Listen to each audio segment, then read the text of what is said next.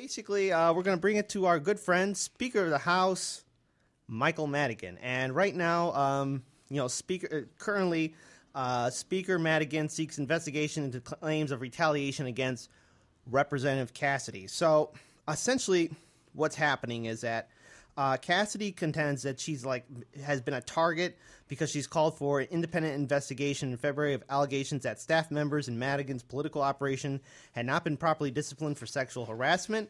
And it's also important to note that earlier on, State Representative Bob Rita, a Madigan ally, was asked, was asking her if she was going to sponsor a bill, and he called, and in quote, from this article that we have from WGN, he called me over, this is Cassidy stating this, and asked me if I was still opposed to my boss's bill and how it could be that I was allowed to be opposed to my boss's bill. And she was stating that it was very clear to me that this job was the leverage that was available to be used against me as retribution for speaking out. So, as we all know, the Madigan, not Michael Madigan himself, but people working with Madigan have been accused of sexual harassment and, harassment towards, women. And, it was definitely an issue that was brought up, especially during the Democratic primary. And it should be noted, which is interesting, that Governor Bruce Rauner tweeted out that this kind of corruption is what I fight for every day. Retaliation against Rep. Cassidy for standing with victims of sexual harassment is unacceptable.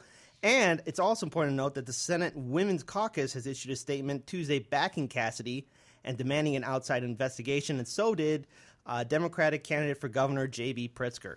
Gentlemen, I want to open this floor up to you because, we talk to our audience on our various social media platforms about Illinois politics, Illinois corruption, and I think a lot of people don't really understand how our system works, and also at the same time, too, why it's been continuing on for so long. And, I have to give my respect to Representative Cassidy for at least stepping up, speaking out against Michael Madigan, who has been in power for, 40-plus years in the Illinois State House? I mean, Daniel, Paul, weigh in on this. I don't know.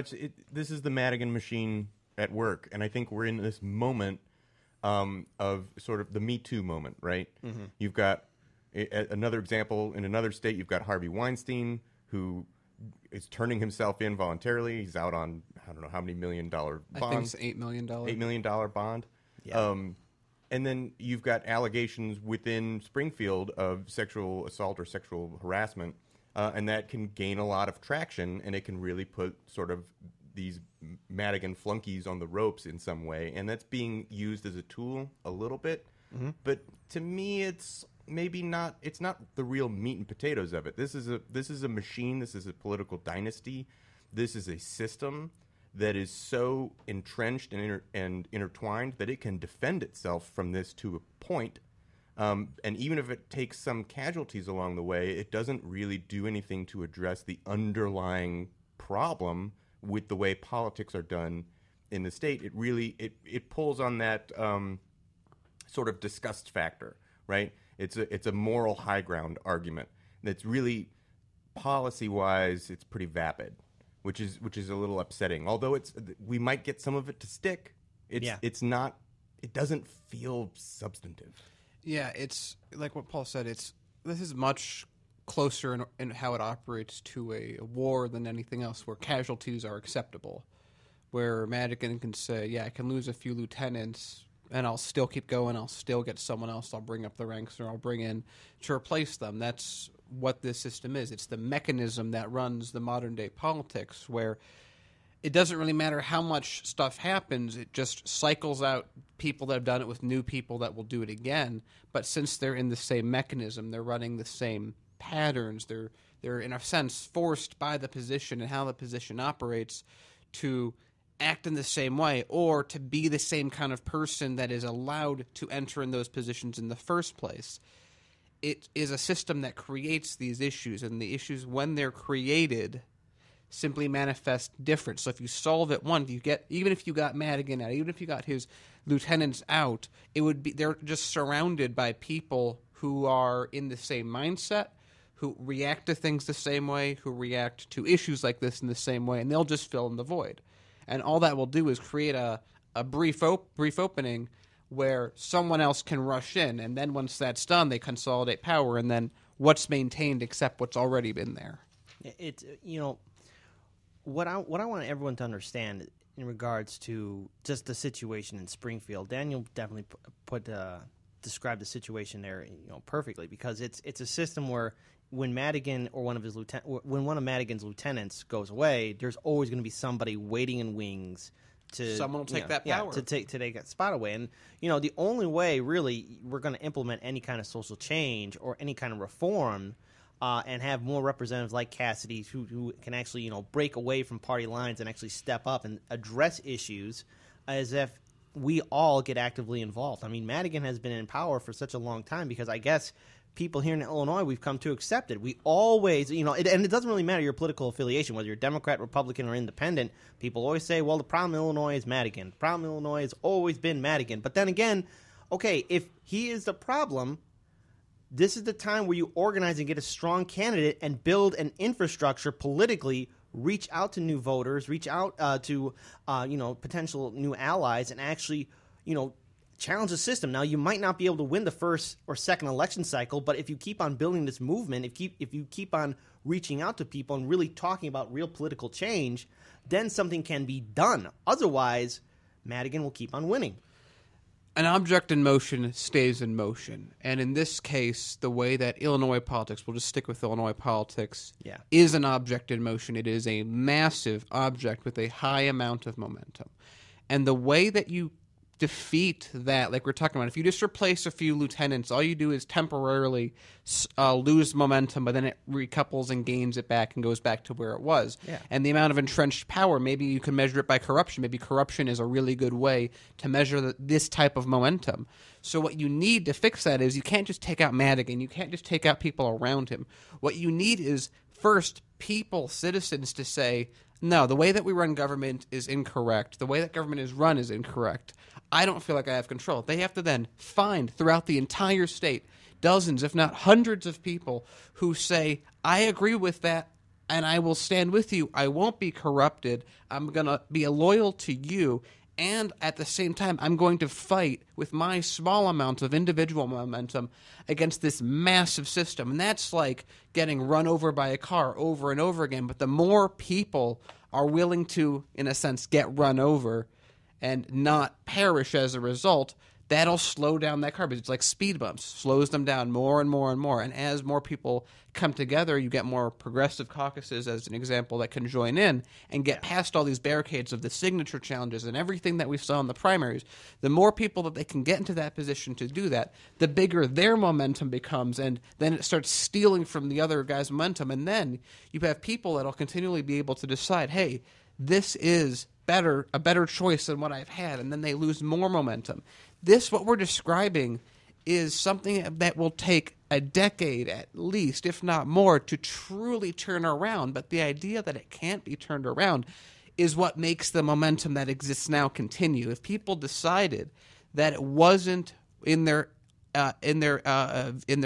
didn't stand for them to do this, and they decided to take a dedicated portion of their life to correcting it in a large enough number, we win.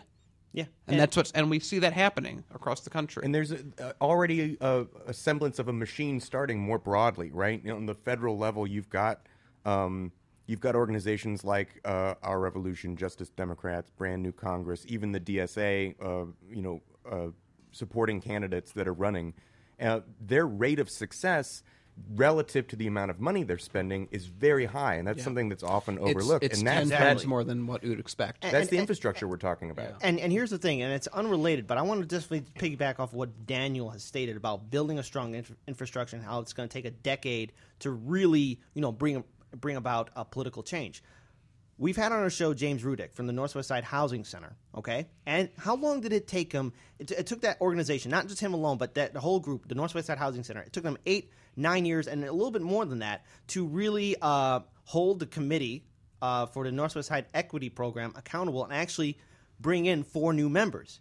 And because they were persistent, because they didn't back down, because they were building a strong coalition, reaching out to new volunteers and people who wanted to really, get some relief for their housing, They got it done, and we did a live stream of that. And I remember when Daniel just posted on Facebook, he said, "I finally saw the little guy win something." And on top of that, look what that committee's doing. They're holding more meetings. They're just not adjourning for 5 minutes, and then that's it. They go home, and then they have another meeting in 6 months. No, they want continual meetings. They want to have more dialogue with the public, and they want to know how to make that program work. So let's bring it back here to Springfield. If we want to implement change in the Illinois State House and Senate, and if we want to really, have a government that's going to be accountable, the only way that's going to happen is if we, the people, all of us, Democrat, Republican, Independent, however you want to label yourself, we build a strong coalition and actually build something up. Now, we might not win the first year or second year, but if you keep on building and you make sure to make these elected officials know that we're not going anywhere, then you could build real change. Me and Daniel did it with SJR 42, with a group of 20 other people getting that Wolfpack resolution. They're getting money out of politics. We got it passed in the Illinois State House and Senate. It can be done. And, of course, it took us a year. But, listen, that was a rarity. That doesn't happen often. But if you're persistent and you really, want to fight for a cause, it can be done. But, we can always scream about how Madigan is the problem. But if people don't do anything about it, then, stop complaining then. And even to go further on that, to combine, taking down Madigan right now, what does that do in the big picture? Doesn't really do a lot. Because, again, he just gets replaced by someone that won't be... I mean, he has 40 years of entrenched power. That's something that'll take 40 years for someone else to get back. And he's a very shrewd politician. He's not a dumb guy in any way. He's very good at what he does.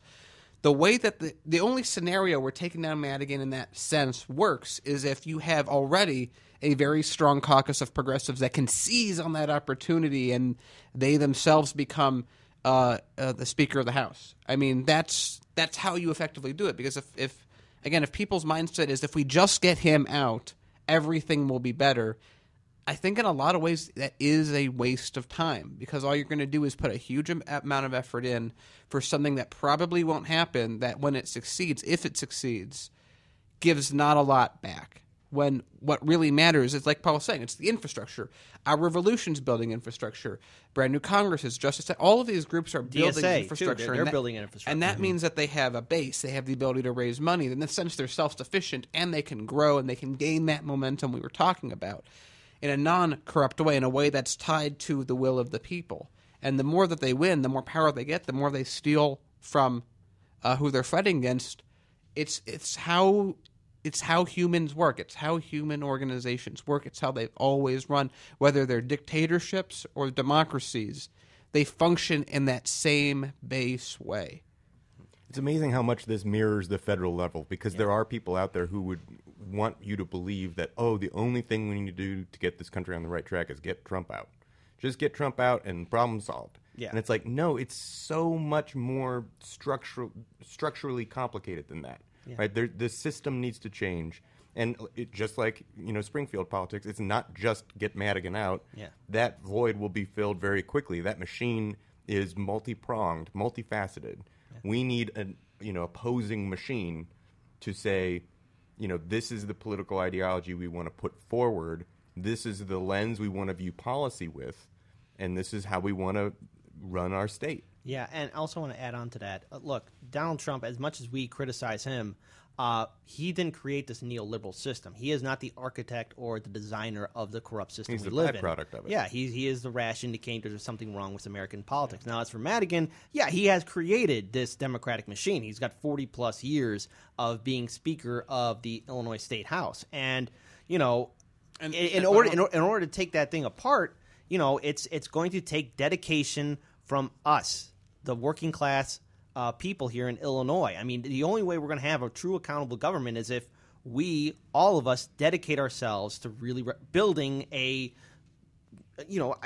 democracy that will represent us. And I also want to get into that. So this is why when we say Illinois is the third most corrupt state and Chicago's the most corrupt city, of course, D.C. is counted as a territory in that analysis. It's because, we have Emanuel now. Before that, we had Daley. Then we had Father Daley. No. I think we had Harold Washington. But I mean, but he was sandwiched in between both dailies. Yeah. I mean, to undo that machine. Problem with Washington is he died. Yeah. If he hadn't died, Chicago might not be the most corrupt because he had built a coalition that had been strong enough that he built over time that could take down Daley and that machine. Of course, he wasn't able to stay long enough to undo all those mechanisms. So then when Junior Daley comes in, he has all these pieces that are already there, and they're pretty much waiting for him to take over. So that meant that system maintains. So if you look at it that way, as much as Harold Washington did amazing things while he was in there for such a short period of time. He didn't have enough time to change that momentum.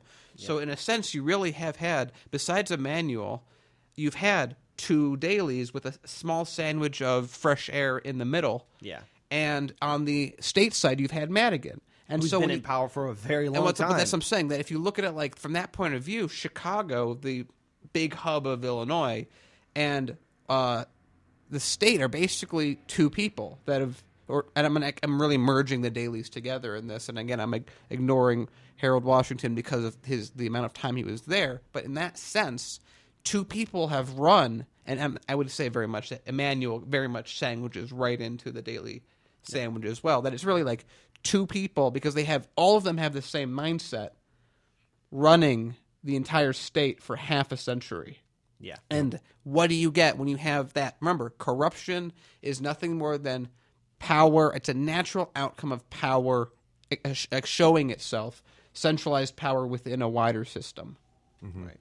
And how do the Pritzkers fit into this? Because they're such a prominent Chicago family. Well, hold on. Go ahead. There's something I want to add on to that. Okay, so with your connection with the you mentioned the Pritzker family, look, they've donated to a lot of Democratic candidates in the past. You know, to quote Donald Trump from his first Republican primary, you know, they gave these candidates money, and those candidates did exactly what they said. And I would say that the Pritzkers would be lying if they didn't know who Madigan was or who Daley was or who Emmanuel was. I mean, because they've definitely given money to these people. I would say that the way I would look at it is that Pritzker and people like that is like the board member, whereas the mayor is the CEO, something of that nature. That the board is the one that determines who the CEO is, but the CEO is picked because the board will do what the board wants. The Daleys were fantastic at building and maintaining their own power, but they also were able to maintain that power by supporting initiatives and taking money from, like, the Pritzker family, as an example, or the Kennedys, because it's this entire cycle of money that we've built in this country where if you are rich and powerful, you hire in a sense, employees. And those might be mayors, those might be council members, but you hire them as employees, and you treat them like employees. I will make sure that you have a job if you do what I say. I will fund this, and if you don't do it, I'll fund your opponent. That's the mechanism.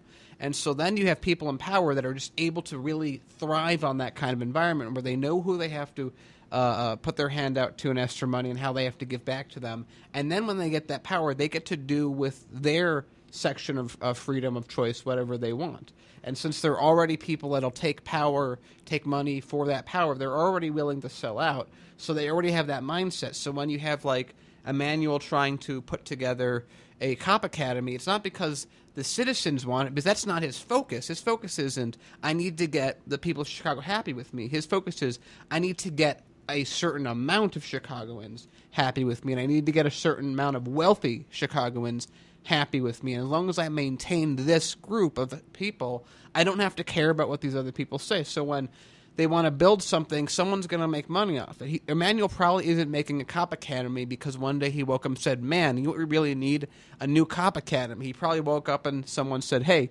I'd really like you to build a cop academy. I'll give you some money. And he said, sure. Mm-hmm. Yeah. I think the principle that you're kind of getting at is that authoritarian structures favor loyalty over competency. Yeah, I think that, and really goes, you can look at that exactly. And that's something that's not unique to government, that's in the mafia, that's in dictatorships. It's the exact same idea that someone like a Daley knows, you don't have to be smart. I mean, Trump isn't smart, but he knows how to organize power around him so that it does what he wants. And that's the real thing that matters. And only certain people have the experience to do that. I think a lot more people have the capability to do it, but only a few people have the experience, and those people are put in charge of companies, and then the same people with money make money just off of different people. It's a very common.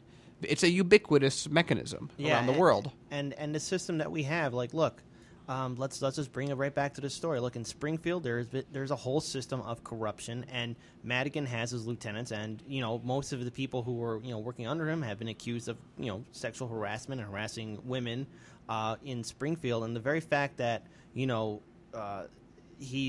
I guess maybe he's turned a blind eye to it or just pretended he didn't know about it. It's quite clear that there is a system in Springfield where it's not a safe spot for women to be working in, and at least we have some representatives. There is some hope, like Representative Cassidy stepping up and actually breaking ties with the Madigan machine and actually addressing an issue that's really relevant. Women across this country are dealing with a lot of harassment, a lot of abuse from those who are in power, and maybe I find it hard to believe that Madigan doesn't know. I mean, there's no way we can say that he didn't know. In some form of way, he had to have known what his lieutenants or the people working under him were doing. I think that one important thing that I think it doesn't get enough differentiation as much as it should is in a lot of ways it's very important that we get more women into politics, but we shouldn't be putting people in politics because they're women. If, like, as an example, like Hillary Clinton, you can say, well, she's a woman, she's in politics, but what does she represent? What does she stand for? What policies will she put through? What is needed is Cassidy. The way you can tell if Cassidy's doing better is, over time, is she gaining power? Is she gaining influence? Are people following her? Are people voting with her? Is it easier for her to get measures adopted? Is she getting reelected at better rates? Are people joining her on her side? That's what, if she can get to that point, she is continually moving in that direction, gaining her own power, gaining her own influence, gaining her own allies that make it easier for her to stay in power so she can continue to grow this new lens, a different lens, the way of looking, instead of saying, I have to do what a few very rich people say, to I want to do what the majority of people want to say. Well, this really demonstrates her breaking with that Madigan machine. And I think we were talking about before, this sort of Me Too movement.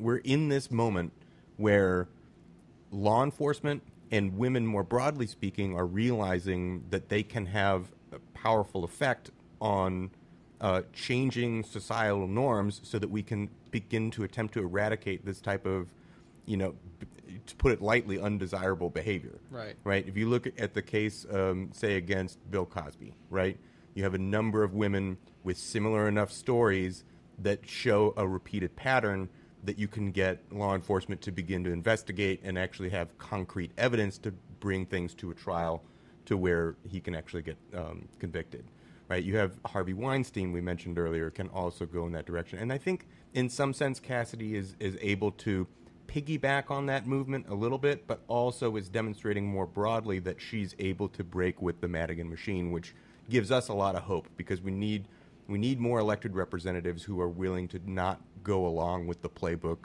that Springfield wants to give everyone. And if people see her, I'm sure there's a lot of people that aren't as brave as her that see her, and if they see her not catch on fire, they are going to be more inclined to join the same way. And even going with the Me Too movement as a whole, it started with basically one person. I mean, we could say it was basically what's his name?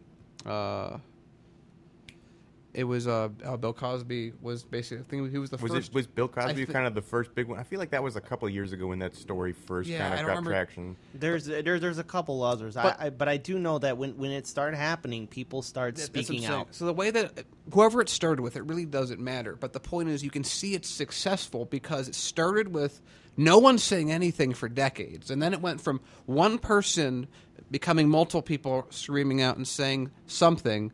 That person then starts reeling from that effect. And then other women go, oh, I've had this horrible secret that I've had to keep either through threat of retaliation or I didn't think anyone would believe me. And now that I've seen someone else do it, take the first step, is a lot of times it's whoever, if someone can do it, like Sanders has had a huge effect because he was the first to really go against this. In this case, the Me Too had that same thing, and it works because more people come out because they see that they're not catching on fire, they're not being destroyed, they're seeing it's difficult, but it's possible to win. And when people see the possibility of victory, more people keep stepping forward. So now you have like with Morgan Freeman with everything coming out. It's because no one thought that anyone would believe them, but now that things are getting, people see that there's a new status quo on situations like this, which there weren't before.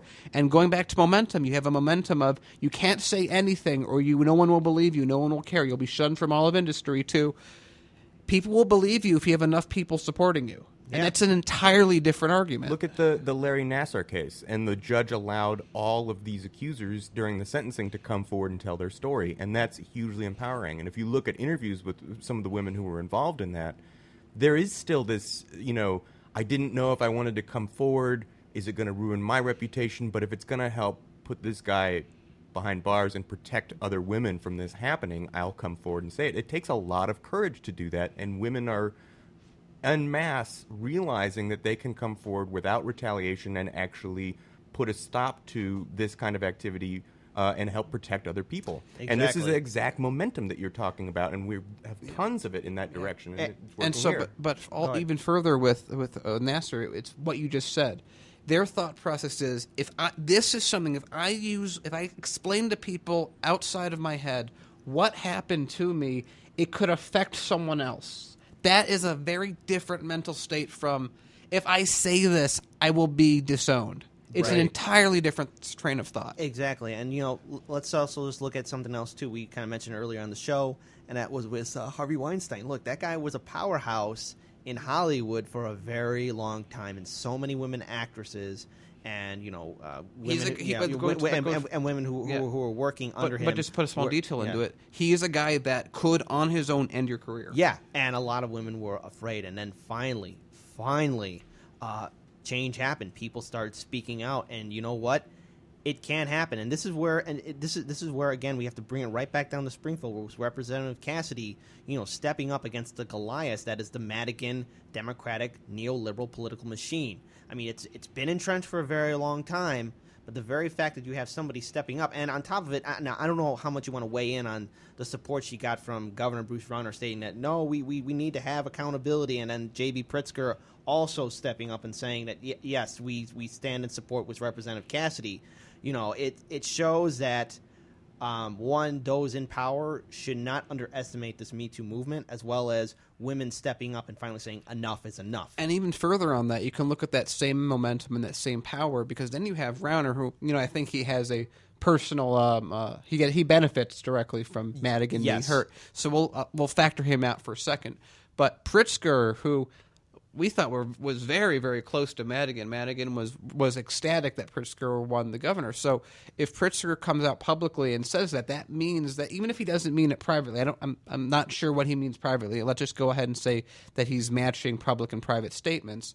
Mm-hmm. But if he's saying it publicly, that means he's thinking and realized through all his advisors saying, it is more beneficial for me to stand with this woman against this powerful official than it is the value that this powerful official can get me that I might not get if I stand against him. Yeah, and that is an incredible statement right there, because, look, Madigan and Pritzker, they're close, but the very fact that on social media and, publicly, privately, that they're making that statement, it will definitely have an impact. I don't know how much of an impact it will have for the, general election on November 8th in 2018, but it could lead to more of a larger Democratic turnout for Pritzker for the governor's race. But even further on that, it goes to show that Pritzker has to also be saying, while he's saying that, he's also supposed to be saying that the fear of not supporting this woman is a bigger threat than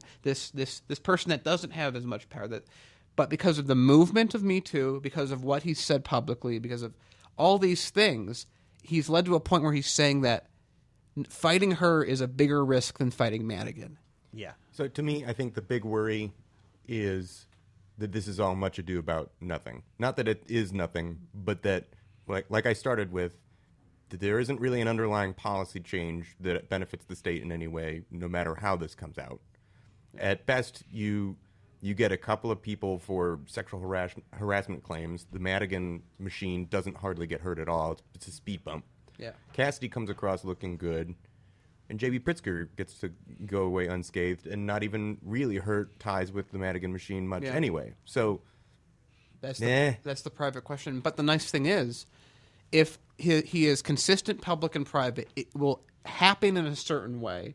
And if he's not, if it's different, if public and private are different, it's going to happen like the way you said. So he doesn't even have to. That's the nice thing. He doesn't even have to tell us whether or not he feels that way privately. We'll be able to figure out based on how things play out. Mm-hmm. Right. Actions speak louder than words. Yeah, and on top of that, I do find it interesting that perhaps maybe Rauner is also like he's probably gleaming about this, especially against Madigan, because look, He for said, 2 years, man, I wish I had this during that budget showdown. yeah, because for 2 years, Illinois didn't have a budget. There was a big fight between Governor Bruce Rauner and Speaker of the House Michael Madigan. It got to the point to where the Republicans in the House and Senate broke with Rauner just to get some kind of budget going to happen here. And, there are cracks in the machine. And whether Bruce Rauner benefits from this or Madigan, somehow walks away from this, no matter what, there's cracks in the neoliberal machine here in Illinois. But it's just going to take more than just this one action here or one representative. Because Representative Cassidy, while she is strong and brave for standing up, she can't do this by herself. She needs support. And who are the people that can do that? That's us here in Illinois. Look, she has, the Senate caucus, the Women's Senate caucus in Illinois backing her up. But again, that's just an organization. It's going to require individual action in mass. You have to step up. Me and Daniel have been saying this time and time again in regards to implementing social change and, trying to get new reform. It's going to require people to get off the couch and get involved. We have to educate ourselves on how the system is run. I'm going to admit this right there. I didn't know what the SECs were. I had no idea what the State Central Committee candidates were, and little did I know that this is the group that basically picks who's going to be the Illinois Democratic Party leader. And, of course, Madigan, he got his people in, and they elected him to be the Democratic Party leader. But there's always the next election cycle, and if we really want to have change, well, these little municipal offices, these small state offices can have a huge impact on larger scales of power. So we have to get involved.